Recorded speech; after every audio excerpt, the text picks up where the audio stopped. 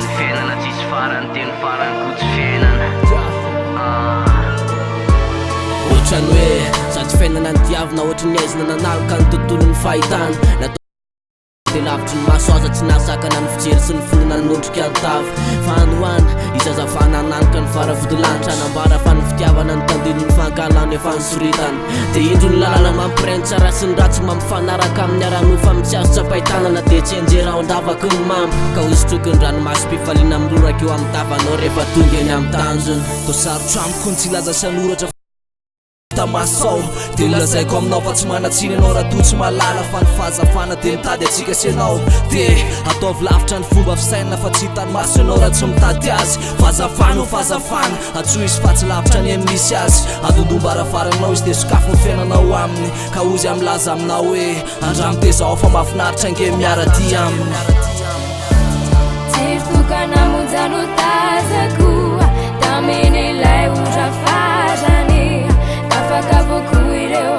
irifiry nangezay atrizay tsiry tokana monjano tazako tameny ilay otrafarany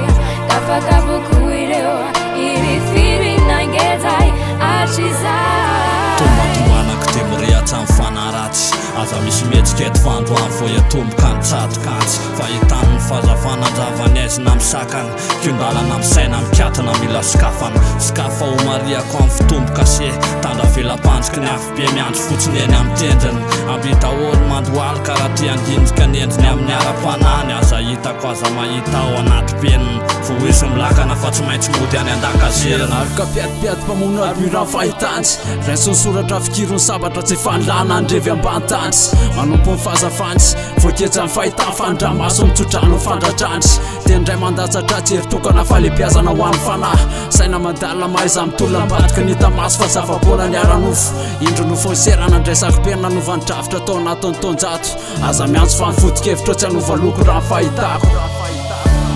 tsiry tokana monjano tazako tameny